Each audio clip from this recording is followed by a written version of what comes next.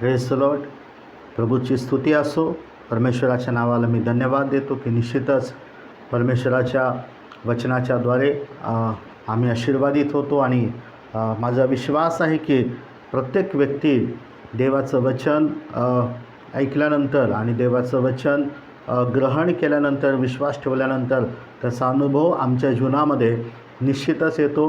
कारण देवाचं वचन म्हणतो की ज्या कार्याकरता परमेश्वर आपलं वचन पाठवतो ते सिद्धीस नेल्याशिवाय ते रीत त्याच्याकडं परत जात नाही.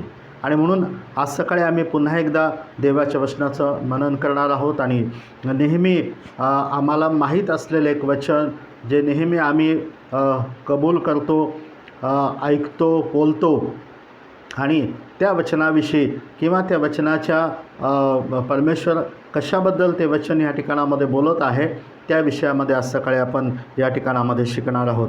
इर्म्याचं पुस्तक याचा 29वा अध्याय आणि त्याचं 10 आणि 11 वचन आपण या ठिकाणी वाचूया. इर्म्याचं पुस्तक 29वा अध्याय आणि वचन 10 आणि 11 मी आपणाकरता वाचतो. कारण यहोवा असे म्हणतो, बाबेलास 70 वर्ष पूर्ण होतील तेव्हा मी तुमची भेट घेईन आणि तुम्हाला या स्थानात परत येण्यास लावीन आणि तुम्हाला दिलेले माझे उत्तम वचन स्थापित करीन. कारण मी तुम्हाविषयी जे संकल्प करीत आहे ते मी जाणतो. तुम्हाला शेवटी आशा द्यायला ते शांतीचे संकल्प आहेत आणि अरिष्टाचे नाहीत असे परमेश्वर म्हणतो. प्रियानो, या ठिकाणामध्ये इर्म्या 29:11 हे आम्हा सर्वांना पाठ असलेलं वचन आहे. आम्हाला आशा देणारं वचन आहे. आम्हाला परमेश्वराच्या मनामध्ये आमच्याबद्दल जे भावी सुस्थितीविषयीचे संकल्प आहेत त्याच्याबद्दल आम्हाला खात्री देणारं हे वचन आहे. परंतु आज आम्ही ह्या वचनाच्याद्वारे एक गोष्ट पाहणार आहोत की परमेश्वर हे वचन त्याच्या लोकांकरता का सांगत आहे. इस्रायल या ठिकाणामध्ये आम्ही पाहतो वचन इर्म्याचं पुस्तक 28वा अध्याय आणि 29 अध्याय जर आम्ही या ठिकाणामध्ये वाचला तर आमच्या लक्षात येईल की इस्रायल हा बाबेलाच्या राजाच्या गुलामीमध्ये आहे. पाडावपणामध्ये ते लोक आहेत आणि बाबेलचा राजा त्यांच्यावरती आता राज्य करत आहे. ते लोक बाबेलच्या राजाच्या सेवेमध्ये आहेत आणि त्यांना ओढ लागलेली आहे की परत त्यांना आपल्या देशाला जायचं आहे. परत इस्रायल लोकांना आपल्या मायभूमीमध्ये जायचं आहे. पुन्हा त्यांना त्यांच्या त्या ठिकाणच्या गोष्टींची आठवण येत आहे. आणि लक्षात घ्या प्रियानो, हे सहज आहे किंवा ही साधारण गोष्ट आहे. जर आम्ही ज्या ठिकाणामध्ये राहतो, ज्या ठिकाणामध्ये असतो आणि काही वर्षानंतर आम्ही दुसऱ्या ठिकाणामध्ये गेलो आणि आम्हाला पुन्हा आपल्या त्या जुन्या ठिकाणाची, गावाची, शहराची, घराची आठवण येते आणि आम्ही जुन्या आठवणींना उजाळा देणारे लोक आहोत. हालेलुया. आणि त्याच प्रकारे या ठिकाणी आम्ही पाहतो की इस्रायल लोक देखील त्यांना पुन्हा त्यांच्या देशामध्ये जायचं आहे, पुन्हा त्यांच्या घरी जायचं आहे, पुन्हा त्यांना त्याची ओढ लागलेली आहे. आणि या ठिकाणामध्ये आम्ही काय पाहतो की परमेश्वर त्यांना असं म्हणतो की 70 वर्ष पूर्ण होतील तेव्हा मी तुमची भेट घेणार आहे. हालेलुया. किती वर्ष त्यांना थांबायचं आहे, किती वर्ष लागतील इस्रायलाला पुन्हा त्यांच्या देशामध्ये जाण्याकरता, इस्रायलाला पुन्हा त्यांच्या भूमीमध्ये जाण्याकरता, त्या आठवणी जे त्यांच्या मनामध्ये आता येत आहेत आणि त्याच्यामध्ये जाण्याकरता परमेश्वराने त्यांना वचन दिलेलं आहे की 70 वर्षानंतर मी तुमची भेट घेईन, मी तुम्हाला परत त्या स्थानामध्ये घेऊन येईन आणि माझं वचन मी पूर्ण करेन. हालेलुया. प्रियानो, लक्षात घ्या, परमेश्वर या ठिकाणी का असं सांगत आहे याचं कारण आहे. कारण 28वा अध्यायामध्ये आम्ही या ठिकाणामध्ये पाहतो की 28 इर्म्याचं पुस्तक 28 अध्यायामध्ये एक भविष्यवादी आहे.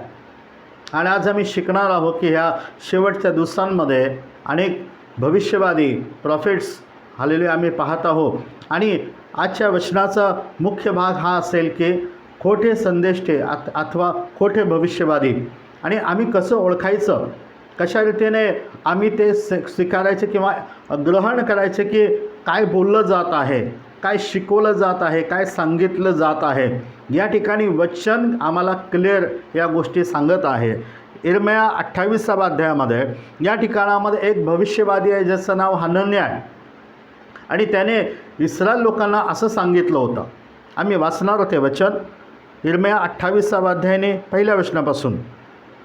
आणि असे झाले की त्याच वर्षी म्हणजे यहूदाचा राजा सिदकिया याच्या राज्याच्या आरंभी 4थ्या वर्षाच्या 5व्या महिन्यात गिबोनकर अजूर याचा मुलगा हनन्या भविष्यवादी परमेश्वराच्या घरात याजकांच्या व सर्व लोकांच्या देखत माझ्याशी बोलला. तो म्हणाला, सैन्यांचा परमेश्वर इस्रायलाचा देव असे म्हणतो, मी बाबेलाच्या राजाचे जोखड मोडले आहे आणि यहोवाच्या मंदिराची जी सर्व पात्रे बाबेलचा राजा नबुकद्रेसर याने या स्थानातून घेतली आणि बाबेलास नेली, ती मी 2 पूर्ण वर्षाच्या आत या स्थानात परत आणेन. हा जो हनन्या नावाचा भविष्यवादी आहे, हा त्या ठिकाणी आम्ही काय पाहतो की सर्व लोकांसमोर आणि यिर्मयासमोर याजकांसमोर एक भविष्यवाणी करत आहे. आणि तो काय म्हणत आहे, परमेश्वर असं म्हणत आहे की मी बाबेलच्या राजाचं जोखड तुमच्या मानेवरून मोडून टाकेन आणि जे सर्व पात्र त्याने परमेश्वराच्या घरामधून नेलेली आहे पूर्ण 2 वर्षाच्या आत मी ते पुन्हा आणणार. त्याचा सांगण्याचा उद्देश काय आहे की 2 वर्षामध्ये मी तुम्हाला पुन्हा तुमच्या मायदेशी घेऊन जाईल असं परमेश्वर म्हणत आहे, असं हनन्या त्यांना सांगत आहे. आणि म्हणून त्या लोकांना ओढ लागली की आता आम्हाला परत जाण्यासाठी फक्त 2 वर्ष आहे. 2 वर्षामध्ये आम्ही आमच्या देशाला जाऊ, 2 वर्षामध्ये आम्ही आमच्या घरी जाणार, 2 वर्षामध्ये आमच्या मायभूमीमध्ये जाणार. हनन्या असं बोलला त्या ठिकाणामध्ये. आणि त्याच वेळेस यिर्मया त्या ठिकाणामध्ये होता. आणि यिर्मया त्या भविष्यवाद्याला असं म्हणतो, 5वं वचन आपण वाचूया. तेव्हा जे याजक व जे लोक यहोवाच्या घरात उभे होते त्या सर्वांच्या देखत यिर्मया भविष्यवादी हनन्या भविष्यवाद्याला म्हणाला, होय, यिर्मया भविष्यवादीच म्हणाला, आमेन, यहोवा असे करू. हालेलुया. यिर्मया त्या हनन्याला म्हणत आहे की होय, मी यिर्मयाच बोलत आहे. तू बोललेलं वचन जर परमेश्वरापासून असेल तर आमेन, याचा अर्थ की असेच घडो, हे खरं ठरो. पण प्रियांनो, हे असं नव्हतं. हालेलुया. यिर्मयाला देखील हे चांगलं माहीत होतं की असं नव्हतं. जर त्याने चांगलं वचन बोललेलं आहे तर ते घडावं. जर चांगलं वचन बोललेलं आहे तसं व्हावं. आणि त्याला यिर्मया देखील म्हणतो की मी प्रतिसाद देते की आमेन, होय, जर परमेश्वरापासून ही गोष्ट असेल तर असं घडावं. पण ही गोष्ट तशी नव्हती. आम्ही 28 अध्यायामध्ये त्या ठिकाणामध्ये वाचतो आणि यिर्मया त्याच्या कानामध्ये बोलत आहे. आणि यिर्मया तिथून निघून जात असताना आम्ही काय पाहतो की परमेश्वर यिर्मयासोबत बोलला. परमेश्वर यिर्मयासोबत बोलला. 28वा अध्याय आणि त्याच्या 10व्या वचनामध्ये आपण या ठिकाणामध्ये वाचणार आहोत. तेव्हा हनन्या भविष्यवाद्याने यिर्मयाच्या मानेवरून जोखड काढून घेऊन ते मोडले. आणि हनन्या सर्व लोकांच्या देखत बोलला. तो म्हणाला, यहोवा असे म्हणतो, याप्रमाणे मी आणखी 2 पूर्ण वर्षाच्या आत बाबेलचा राजा नबुकद्रेसर याचे जोखड सर्व राष्ट्रांच्या मानेवरून मोडीन. तेव्हा यिर्मया भविष्यवादी आपल्या वाटेने गेला. तो पुन्हा म्हणत आहे की आणखीन फक्त 2 वर्षामध्ये बाबेलच्या राजाचं जोखड सर्व राष्ट्रावरून मी मोडून टाकेन, त्यांना मुक्त करेन ते आपल्या देशामध्ये. हे फक्त इस्रायल लोकांकरताच नव्हतं. सर्व राष्ट्र बाबेलच्या अधीनतेमध्ये परमेश्वरानेच दिले होते. इस्रायलाला देखील परमेश्वरानेच त्याच्या ताब्यामध्ये दिलं होतं, यासाठी की इस्रायलाने देवाविरुद्ध पाप केलं होता. देवाच्या विरुद्ध बंड केलं असल्यामुळं परमेश्वरानेच त्यांना त्या पाडावपणामध्ये नेलं होतं. आणि परमेश्वर त्यांना म्हणाला 29:10 70 वर्ष समय आहे आणि मग मी पुन्हा इथं आणेन. पण हा जो भविष्यवादी काय सांगत आहे, 2 वर्ष फक्त. लक्षात घ्या प्रियांनो. हालेलुया. पुष्कळदा आम्ही अशा गोष्टी ऐकण्याकरता किंवा अशा गोष्टी जे आम्हाला चांगलं वाटतील, जे आमच्या जीवनातल्या आम्हाला असं वाटेल की आमच्या जीवनातल्या समस्या खूप लवकर सुटणार आहे, आता घडेलच, पुढच्या वर्षी घडेल, येत्या दिवसामध्ये घडेल. लक्षात घ्या, आज देखील असे लोक आहेत जे चांगल्या गोष्टी सांगतील परंतु ते कधीच आपलं वर्तमान नाही सांगणार. हनन्याने त्यांना सांगितले की 2 वर्ष हालेलुया. पण परमेश्वर म्हणत आहे की 70 वर्ष. लक्षात घ्या, याचं कारण काय होतं की परमेश्वर म्हणत आहे की त्यांनी देवाविरुद्ध बंड केलेला आहे. मित्रांनो, लक्षात घ्या, कोणत्या कारणामुळं त्या परिस्थितीमध्ये लोक जात आहे, कुठल्या समस्या आहे, कुठल्या अडचणी आहे, कुठले आजार आहे, कुठले प्रश्न आहेत, आणि ते मग भविष्यवाद्याकडे जातं. आणि पाहतो आम्ही की आजकाल पुष्कळसे लोक अशा ठिकाणामध्ये गर्दी करत आहे. ऑडियन्स तोच आहे, श्रोते तेच आहेत, ते प्रत्येक ठिकाणी तेच ऐकायला जातात की आमच्याविषयी परमेश्वर काय म्हणेल. हालेलुया. असे श्रोते आहेत की ज्या प्रत्येक मीटिंग्समध्ये जाऊन पुढच्या रांगेमध्ये बसेल की पुढं बसले तर आमच्याविषयी बोललं जाईल, मागं कदाचित भविष्यवादी आमच्यापर्यंत येणार नाही. ऐकण्याची उत्सुकता. आणि या ठिकाणी देखील असंच आहे की हे लोक ऐकण्यासाठी उत्सुक असलेले श्रोते हनन्याच्या समोर आहे. वचन सांगतो यिर्मया 28:15 यिर्मया त्याला असं म्हणाला, यिर्मया भविष्यवादी हनन्या भविष्यवाद्याला म्हणाला, हनन्या आता ऐक, यहोवाने तुला पाठवले नाही, पण हे लोक लबाडीवर भाव ठेवतील असे तू करीत आहेस. हालेलुया. यिर्मया म्हणाला, लक्षात ठेव हनन्या, तुला देवाने पाठवलं नाही, पण असे लोक इथं आहेत की जे लबाडीवर भाव ठेवते, जे चांगल्या गोष्टींवर, ज्यांना नेहमी आपल्याबद्दल काहीतरी चांगलं सांगितलेलं आवडेल.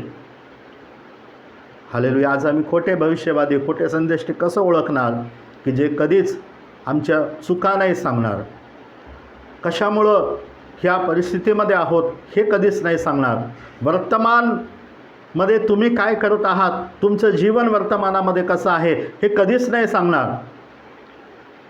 हालेलुया. ते भविष्याबद्दल बोलतील पण वर्तमानाबद्दल कधीच सांगणार नाही. पण लक्षात घ्या, परमेश्वर हा भूतकाळ, वर्तमान काळ आणि भविष्य काळाचा परमेश्वर आहे. हालेलुया. तो त्यांना भूतकाळ सांगतो तुम्ही बंड केलेला आहे, तो त्यांना वर्तमान काळ सांगतो की तुम्ही देवाला शोधा, आणि तो त्यांना भविष्यकाळ सांगतो की तुमच्याबद्दल माझ्या मनामध्ये उत्तम संकल्प आहे, योजना आहेत, तुम्हाला भावी सुस्थितीची आशा देणार आहे. हालेलुया. परंतु ह्या लोकांना 2 वर्षामध्ये आपल्या मायदेशी जायचं हे खोटं भविष्यवाणी हनन्याने केलं. परमेश्वर त्याला म्हणाला, हनन्याला जाऊन सांग यिर्मया की तू लाकडाचं जोखड फक्त मोडलेलं आहे, मी तर तुमच्या मानेवर लोखंडाचं जोखड केलेलं आहे. हालेलुया. अजून मजबूत बाबेलच्या राजाच्या पाडवपणामध्ये इस्रायल राहतील आणि त्यांच्याकरता परमेश्वराचं समय 70 वर्षाचा काळ आहे. हालेलुया. तर लक्षात घ्या, आम्हाला सावध राहायचं आहे. देवाचं वचन म्हणतो होशे 4:6 अज्ञानामुळं माझ्या लोकांचा नाश होत आहे. हालेलुया. पुष्कळ ठिकाणी आम्ही ऐकायला जातो, पुष्कळ ठिकाणी आम्ही ऐकतो, वेगवेगळ्या आपल्याबद्दल केलेल्या भविष्यवाणी ऐकतो, परंतु परिस्थिती जैसे थे आहे तुम्ही परीक्षण करून पहा, कारण की उपाय सांगितला जात नाही. हालेलुया. उपाय सांगितला जात नाही. परमेश्वराच्या मनामध्ये इस्रायल लोकांबद्दल चांगले संकल्प होते. तो उत्तम वचन त्यांच्या जीवनामध्ये स्थापित करणार होता, पण त्याकरता परमेश्वराने त्यांना एक मार्ग सांगितला. हालेलुया. आम्ही 10वं वचन वाचलं की 70 वर्षानंतर मी तुमची पुन्हा भेट घेईन, मी तुम्हाला या स्थानामध्ये पुन्हा आणेन आणि माझं उत्तम वचन मी स्थापित करेन. परमेश्वर म्हणाला, तुम्हाविषयी माझ्या मनामध्ये जे संकल्प आहे ते मला माहीत आहे. तुम्हाला शेवटी आशा देण्याकरता, तुमच्या भावी सुस्थितीची आशा देण्याकरता ते शांतीचे संकल्प आहे, अरिष्टेचे नाही, असे परमेश्वर म्हणतो. आता हे संकल्प, हे देवाची योजना केव्हा पूर्ण होतील इस्रायलाच्या जीवनामध्ये, केव्हा ते लोक आपल्या देशामध्ये माघारी येतील, समय परमेश्वराचा आहे. लक्षात घ्या. हालेलुया. कोणीतरी सांगितलं म्हणून तसं नाही घडणार. परमेश्वराने प्रत्येक गोष्टीकरता समय ठेवलेला आहे, परंतु केव्हा घडेल ते 12 वचन आम्ही ह्या ठिकाणी वाचतो. महत्त्वाचं आहे 12 वचन. हे केव्हा घडेल? आणि तुम्ही माझ्याकडे आरोळी कराल व जाऊन माझी प्रार्थना कराल, तेव्हा मी तुमचं ऐकेन. 13 वचन, तुम्ही मला शोधाल आणि पूर्ण हृदयाने मला हुडकाल, तेव्हा मी तुम्हाला पावेन. हालेलुया. यिर्मया 29:11 केव्हा पूर्ण होणार? परमेश्वर म्हणतो, जेव्हा तुम्ही माझ्याकडं आरोळी करताल. इस्रायल देवाविरुद्ध बंड केलेला आहे, तुम्हाला ओढ नक्कीच लागलेली आहे. खोट्या भविष्यवाद्याने सांगितलं 2 वर्षामध्ये सगळं ठीक होईल, तुम्ही तुमच्या घरी जाताल. नाही, परमेश्वर म्हणतो असं नाही होणार. आणखीन 70 वर्षाचा काळ जाईल आणि तेव्हा मी निश्चित भेट घेईन.